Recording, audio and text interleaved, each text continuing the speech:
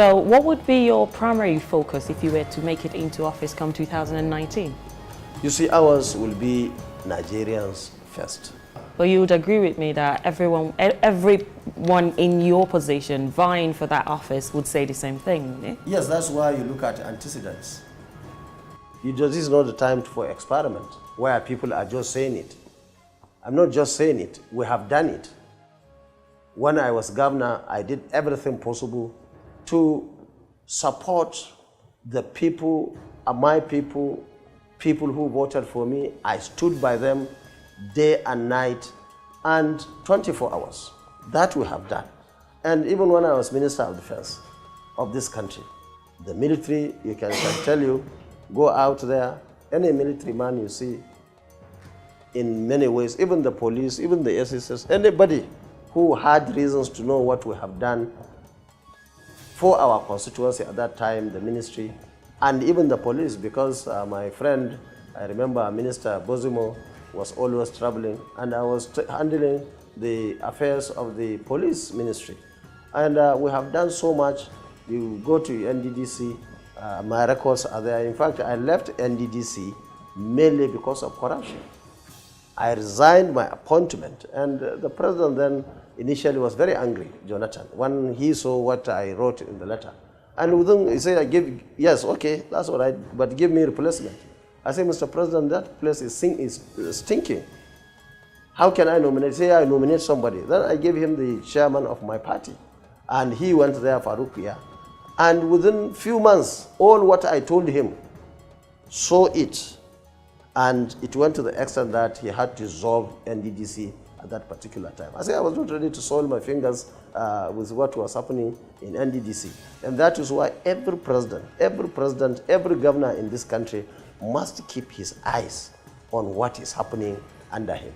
Because the biggest problem we have, even now, in fact, even worse, is the way and manner we are having wastages by way of fraud, stealing, all sorts of things that are happening now. A lot of money has been borrowed. Recently, based on the records that I have, we had about 22 trillion debt. By end of the year, it's going to be 24 trillion debt. So all these things we keep on, and this money now, as we stand, 65% of our earnings is going for debt servicing, not payment, servicing, just interest, 65% of it. And we cannot continue like that. Before you know it is 70, before you know it is 90, because it's increasing. In my opinion, there are many agencies that are just duplication, taking money in terms of recurrent. If you ask them, I ask many of my parastatals under my committee and other committees that I am member, tell me, in the last 5 years, what did you do with the billions that you are given? Nothing, no result. It's just like welfare. They take it, they have offices. Some have got even shops and so on elsewhere where they take money and go. Right, okay. So if you were to make it into office come 2019, why would you say the reason why Nigerians should give you that mandate?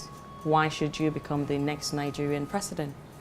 Well, certainly people, when choosing the president, either at the primary election level or even the general election, they should look at people's antecedents, people's capacity. We cannot continue experiments even in 2019. We have to have people with capacity. Not every governor will come and tell you what I told you earlier on in terms of the way and manner we handle the issue of security in Kano, the way and manner we handle the issue of education. When I was governor in Kano, there was no child that wanted to go to primary school and could not get a space. There was no child in Kano who completed her or his primary school who could not get a place in a secondary level. So also tertiary level. In fact, under this present governor, we had what we call Committee on Admission Drive. And we are on the radio, local radio and television and everywhere telling people, in fact, we are looking for them to send them to school because we thought everybody should be given an opportunity to go to school. But some people don't want that opportunity though, especially in the north. No, no, no. You see, I think the situation has changed. This is not 1967, 68, 68. This is 2018. Everybody, some of us, I am from a village. People have seen it. When I was going to primary school in my village, we were the first set of my primary, in my primary school in my village. And there was no any example. Now nobody can go to my village to say there is no example of somebody who is successful by way of going to school. So people, that thing has changed. You see, why people are angry in many parts of the country, especially in the north, is that some they send their children to primary and hardly can they go to secondary. Those who went to secondary school, they hardly get admission. Worst is they cannot get any job. They cannot go to the farm and use local tools. And at the same time, they don't get job, and they will end up taking drugs, doing all sorts of things, a lot of confusion. And that was what we tried to clear when I was governor of Kano State. And people were convinced. So you think people know the value of education now more? You see, even Almajiri system, we have a law in Kano banning it because it's unnecessary in 2015, 16, 17, 18. It was necessary. We had to change it. A situation whereby somebody is having so many children, you just call your neighbor or somebody who is passing by and give him your children to take to Borno, to take to Yobe and other places. At the end of the day, we end up producing Boko Haram and other people who are destroying themselves and destroying the society. We said that got to stop. And when I was governor, we stopped that. No child was coming into Kano as far as government was concerned. No child was also coming into Kano. We stopped that by law. And of course, a lot of arrests were made. So many children were returned to their various states. And those who are of Kano origin were given opportunities in the schools and so on and so forth. So even begging, we stopped begging. We banned it. We had a census where we got all those who were begging on the streets of Kano. But some of them, that's their livelihood. That's all they can do. do. We train them, we retrain them, we give them free capital to go and start their businesses. And those that are completely unproductive, we connected them with the local governments and are giving them stipend to take care of themselves. So there was no issue of begging in Kano, either by the Almajiris, those little children, and in fact, even the senior Almajiris that we see on the streets. So all these things are very possible. All what it takes is, of course, political or courage, the will to do it. And people are there to support you. Once they realize that you are after their welfare, they trust you. And once they trust you, even when you make a mistake, they don't even say it. They say, yes, the man is right, let's follow him. And it's along the line that you correct that mistake. So I think something got to be done. Look at the infrastructure today in the country. I've gone around, I have seen potholes, I have seen roads that are built by Obasanjo, first time of Obasanjo administration in the 70s, all sorts of things, some even by Shagari. They are all over the country. And all this infrastructure must be developed to match our competitors in the world. Nigeria must not be allowed to be an island. Everybody is moving forward. We are going round and round a cycle. We are not going anywhere. And that is why I believe that on the primary election day, 6th and 7th of this month, next month, God willing, the PDP delegates will vote for KwanKwaso. And once that is done, we'll make sure that we use all what we have in terms of our capacity, in terms of our numbers, political people that are across the country, and some are even outside this country, to make sure that APC government is defeated.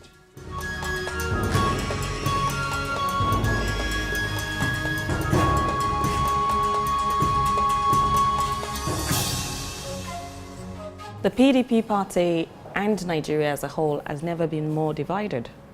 It's either is divided due to leadership, it's divided due to religion. How do you intend to unite the party, unite the country as a whole when you become the president, or if you become the president? That question is coming from you, and it's a big statement. If I say it, they say it's politics.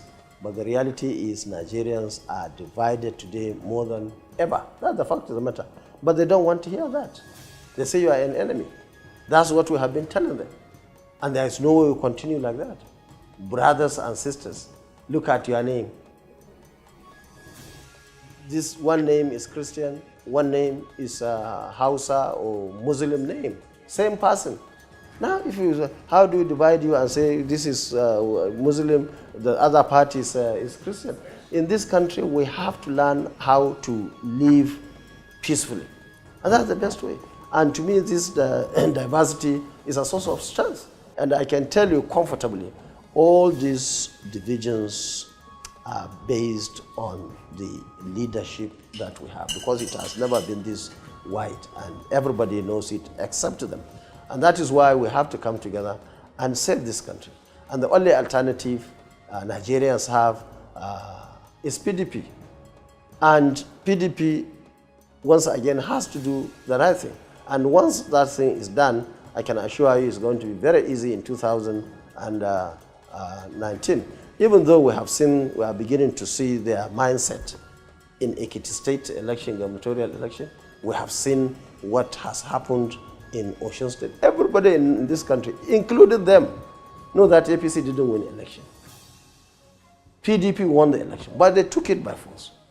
And I think the people of this country must start.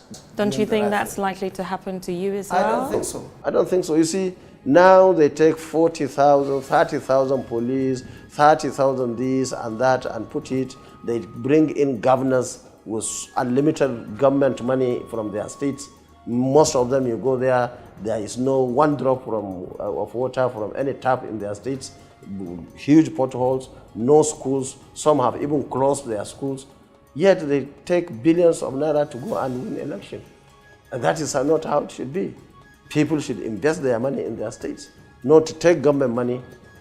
You cannot even sweep your streets. The hospitals, no medicine, nothing. In most hospitals now in the states, especially in Kano now, you have to buy exercise booking. You can't have card, hospital card. It's not there. No Medicaid, no nothing. People are roaming from one state to another. Once they finish that, they go abroad and stay 2 weeks, 3 weeks. They are governors. Now, you see, that is the mistake. And that is the mistake, the first mistake this government made at national level. 5, 6 months doing nothing. Until the economy started dipping down, we went up to 1.5% GDP, minus 1.5. We were in recession in 2016. Do you think Nigeria is out of recession now? Well, you see, practically we are not, but we are listening to MBS to tell us stories.